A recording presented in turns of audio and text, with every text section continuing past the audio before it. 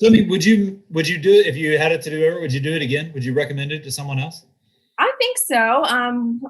We would do it again. It definitely gave us a head start on the ivy. I think we have a lot more work to do to get that space to a place where it's plantable and kind of a healthier ecosystem. So, but it definitely gave us a head start, and it was a lot of fun. The neighbors' kids came out and were feeding the goats carrots and things. So we got to meet some neighbors that we hadn't met before. So it was a fun experience.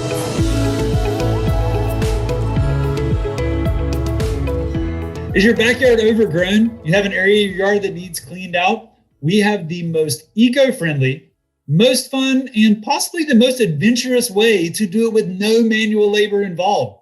Welcome to the Landis Look, where we take an inside look at the world of real estate. And today, Carla's here with me. Carla, thanks for being here. Of course. Happy to be here. So Carla's going to give us an inside look at how she cleaned out. She has a half-acre lot in Decatur, which is pretty amazing. And she needed a lot of the lot cleaned out. She's going to give us an inside look at how she did this. You're about to be surprised at this answer. Carla, how did you get your yard cleaned out? So we used goats, a herd of 9 goats. A herd of 9 goats. I like it. All right. Well, tell me the thought process on this. I mean, why did it need cleaned out? How did you end up at goats? Give us some of the backstory. Sure. So the way our yard is set up, it's actually 2 lots, and the back portion of our yard was heavily overgrown with ivy. And so we wanted to clear that out just to make more space for us to plant native plants and some edible landscaping and things like that. And so we were looking into options of how to do that. And there's honestly not that many good options for clearing out ivy. It's either hard work, a lot of manual labor and hand pulling. Lots of manual labor. Yeah, or pests or herbicides, and we didn't really want to spray our whole lot with Roundup.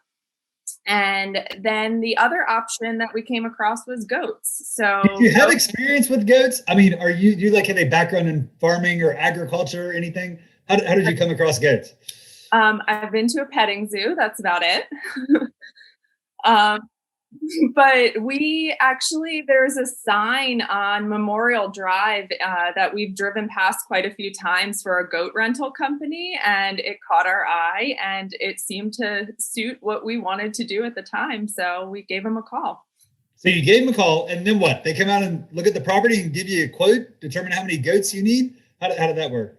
Yeah, so the guy came out, he took a look at the space, and estimated like how long he thought it would take and what was needed to make the space safe for the goats. And then he just gave us a flat rate of what it would cost for goats to come until the job was done.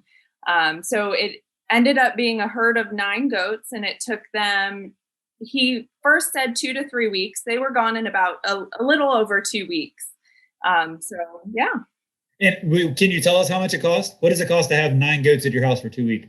Sure. So it ended up costing a little over $1,000 to clear out that entire space. Not bad. Mm-hmm. And so the goats are back there. They just hang out on their own. Do you have to do anything? You have to give them water? Do you have to take them for a walk? Anything to do with the goats? So the food, they don't need to be fed because they're just eat everything. Yeah.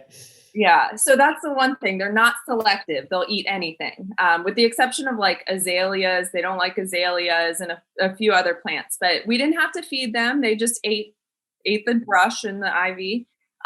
The company, he brought a water trough, but he said they don't really drink much water because there's a lot of water in the plants that they're eating.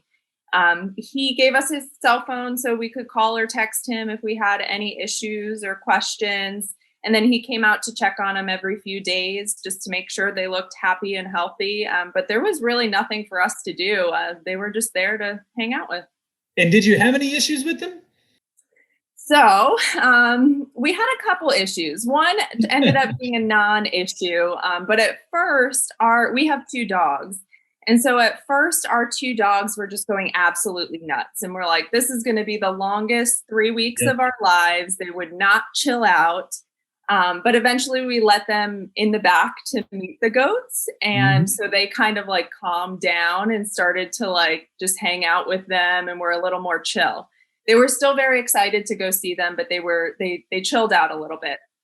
And then the second issue was the goats got out. The goats got out. They like jumped the fence or what?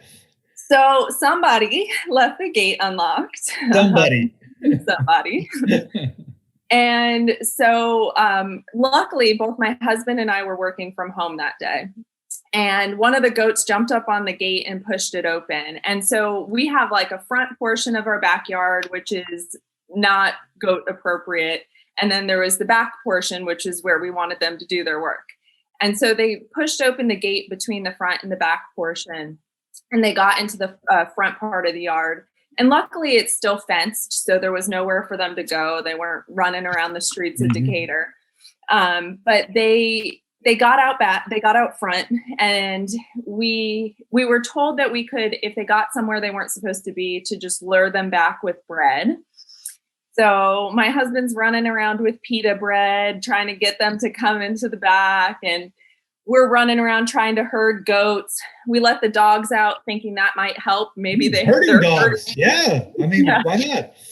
We thought their herding instincts would kick in, but it just made it worse. So it was just chaos. There were 3 goats who were a little more skittish. And so they were not like, they would not come right up to you. And so those 3 were just running away from us. So it was just a mess. Marriage advice. Did you get them back in? I mean, what did you do? Yeah, we got them back in.